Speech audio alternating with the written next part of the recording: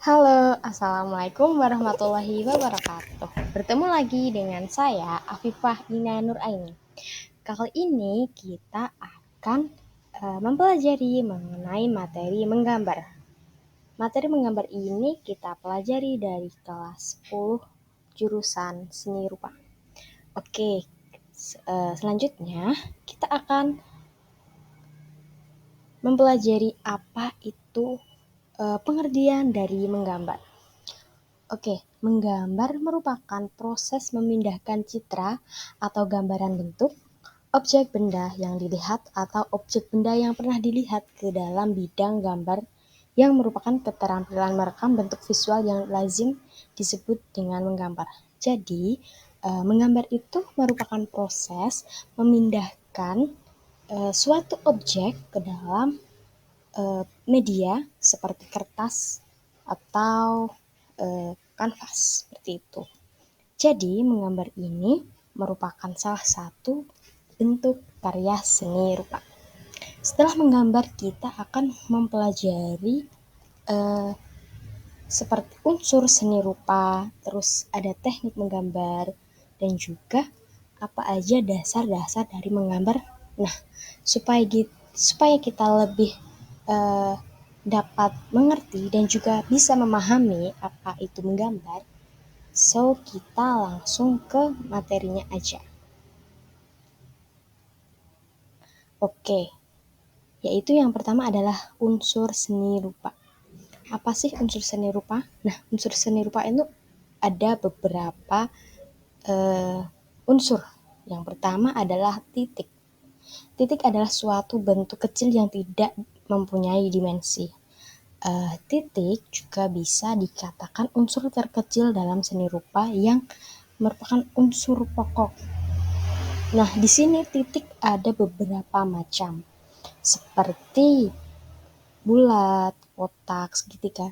Ini merupakan bentuk titik yang jika di zoom akan terlihat seperti ini. Kemudian yang kedua adalah garis. Garis adalah suatu hasil goresan nyata atau batas limit suatu benda, ruang, rangkaian massa, dan warna. Atau bisa dikatakan dengan garis adalah gabungan dari titik. Jadi, jika titik-titik tersebut dihubungkan, disatukan, maka akan membentuk suatu garis. Di sini garis ada beberapa macam, seperti garis datar, horizontal, vertikal, dan juga terdapat garis langkung. Kemudian yang ketiga adalah bidang. Bidang adalah suatu bentuk pipih tanpa ketebalan, hanya mempunyai dimensi panjang dan lebar yang dibatasi oleh garis. Jadi bidang ini kita dapat membuat bidang dari beberapa gabungan garis. Kemudian yang keempat adalah volume. Volume adalah bentuk yang mempunyai dimensi, ketebalan, atau kedalaman di samping panjang dan lebar. Yang kelima adalah warna. Warna itu merupakan unsur yang paling penting ya dalam suatu seni rupa. Warna merupakan salah satu elemen atau medium seni rupa yang merupakan unsur susun yang sangat penting yang dijelaskan tadi. Kemudian yang keenam adalah tekstur. Nah, tekstur adalah unsur seni rupa yang menunjukkan rasa permukaan bahan yang sengaja dibuat dan dihadirkan dalam susunan untuk mencapai bentuk rupa. Dicontoh pada gambar di sini, saya menampilkan beberapa tekstur, seperti ada tekstur batu bata dan juga tekstur dari goresan kayu, seperti di gambar. Kemudian yang ketujuh adalah ruang. Ruang yang secara visual dapat dirasakan sebab adanya volume yang memberikan kesan yang mendalam. Yang terlihat seperti di gambar, ruang tersebut dapat memberikan kesan kedalaman. Nah, setelah kita mempelajari unsur-unsur seni rupa, kita akan mempelajari tentang dasar-dasar menggambar. Nah, dasar menggambar ini ada 6. Yang pertama adalah proporsi, ketepatan bentuk, perspektif, komposisi, karakter, dan juga gelap terang. Apa Apa sih itu proporsi? Nah, proporsi untuk menggambarkan sebuah benda harus memperhatikan perbandingan antara panjang, lebar, dan tinggi secara keseluruhan. Di gambar ini, saya memberikan dua contoh gambar yang menampilkan mempunyai proporsi yang baik dan tidak baik. Di mana nih gambar yang mempunyai proporsi yang baik? Ya, gambar yang sebelah kiri mempunyai proporsi yang baik dibanding yang sebelah kanan. Kenapa? Karena pada gambar kiri kita bisa melihat ukuran sendok dan juga mangkuk itu lebih terlihat real, lebih terlihat nyata dibanding gambar sebelahnya. Seperti itu. Kemudian yang kedua dari dasar-dasar penggambar adalah ketepatan bentuk. Nah, dalam menggambar secara realis tidak boleh ada distorsi atau deformasi bentuk. Jadi dalam menggambar itu kita tidak bisa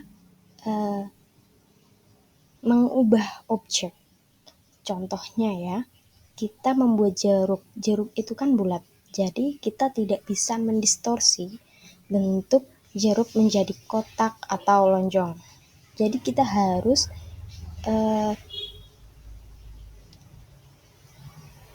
memperhatikan ketepatan bentuk dalam jeruk tersebut. Kemudian yang ketiga adalah perspektif. Perspektif merupakan ilusi pandangan mata yang memberikan nilai keruangan dan keluasan. Pada gambar sebelah ini, kita dapat melihat perspektif, di mana semakin jauh benda akan semakin kecil. Jika ada contoh lain nih, Ibu punya contoh, jika kalian nih suka lihat rel kereta api, kalian kan bakal lihat kalau melihat rel kereta api, kalau semakin jauh semakin kecil. Nah, itu merupakan salah satu bentuk contoh dari perspektif. Kemudian, yang keempat adalah komposisi. Komposisi ini mempunyai 3 unsur. Yang pertama, keseimbangan atau balance. Kemudian ada kesatuan atau unity. Yang ketiga, irama atau ritme. Dan yang terakhir, keselarasan atau harmoni. Nah, pada contoh di sini saya memberikan contoh komposisi keseimbangan yang baik dan kurang baik. Contohnya di gambar sebelah kiri mempunyai komposisi yang lebih baik daripada gambar di sebelah kanan. Kenapa? Karena gambar di sebelah kanan itu berat, benda di bagian kiri dan bagian kanannya itu berbeda, lebih berat di bagian kanan. Jadi keseimbangan di gambar pada sebelah kanan itu kurang baik. Kemudian kesatuan ini merupakan salah satu unsur dari komposisi. Di bagian kiri dan kanan ini mempunyai kesatuan masing-masing. Yang sebelah kiri ini mempunyai kesatuan yang sama antara bagian kiri dan kanan itu seimbang. Kemudian yang bagian kanan ini lebih berserakan. Kemudian irama. Di gambar bagian kiri dan kanan ini memiliki irama yang berbeda. Di bagian kiri memiliki irama yang selaras atau juga berirama gambarnya. Kemudian daripada gambar di sebelah kanan karena ini tidak memiliki irama. Tidak seperti contoh di bagian sebelah kiri. Kemudian untuk keselarasan dan harmoni. Di sini kita lebih selaras nih. Contoh gambarnya lebih selaras di bagian kiri. Kenapa? Karena di situ poin atau letak bukunya itu lebih harmoni daripada buku di sebelah kanan.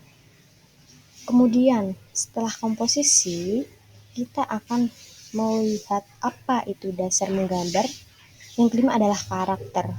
Kenapa? Setiap benda memiliki karakter permukaan yang berbeda-beda, mulai dari keras, lunak, berpori-pori, cair, dan sebagainya.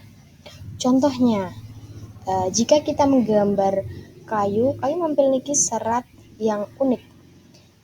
Jika kita menggambar sebuah kaca, kita memiliki tekstur yang berbeda dengan kayu. Sedangkan kaca itu lebih mengkilap daripada kayu yang berserat. Kemudian yang keenam adalah gelap terang. Gelap terang dalam menggambar berfungsi untuk memberikan kesan objek menjadi nyata dan berdimensi. Gelap terang juga berfungsi sangat penting nih dalam menggambar, karena gelap terang itu seperti di presentasi memiliki kesan objek yang agar benda lebih nyata. Setelah dasar-dasar menggambar, anak-anak harus mempelajari apa aja nih teknik mewarnai. Di sini ada 6 teknik. Yang pertama ada hatching, cross-hatching, stippling, layering, scribbling, dan burnishing. Setiap teknik mewarnai memiliki cara sendiri. Seperti hatching ini kita menggoreskan satu goresan pensil warna dalam satu arah. Kemudian untuk cross hatching kita menggoreskan berlawanan arah. Untuk stippling ini kita seperti membuat yang tersusun, titik-titik yang tersusun. Kemudian untuk layering kita untuk warnanya kita menumpuk beberapa warna agar menjadi warna yang lebih nyata. Untuk scribbling itu kita lebih acak atau random gitu untuk tekniknya. Kemudian burnishing ini kita menambahkan warna putih agar lebih halus. Nah, setelah kita mempelajari beberapa unsur seni rupa, kemudian dasar-dasar menggambar dan teknik mewarnai, kemudian kita akan belajar mengenai bagaimana cara menggambar seperti contoh gambar berikut. Di sini saya mencontohkan beberapa gambar berupa buah untuk menjadi referensi dalam tugas menggambar. Seperti di contoh, kita bisa melihat nih, ada unsur-unsur seni rupa tadi, ada tekniknya tersendiri seperti di sini. Ada gelap terang, terus ada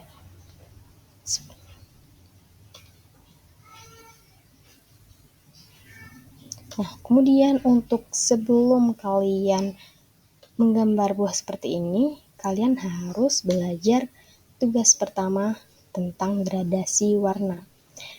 Telah dijelaskan saya tadi bagaimana apa saja teknik mewarnai dalam menggambar.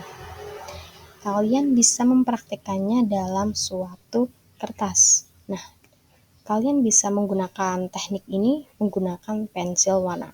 Setelah kalian sudah paham mengenai tekniknya apa saja, kalian bisa langsung praktek mengenai gambar yang bertema buah yang enak dimakan. Nah, gambar tersebut bisa kalian upload di sosial media biar tahu proses bagaimana kalian berkarya seperti itu. Baik, terima kasih atas presentasi hari ini. Terima kasih juga sudah mendengarkan mengenai apa itu materi menggambar. Dadah.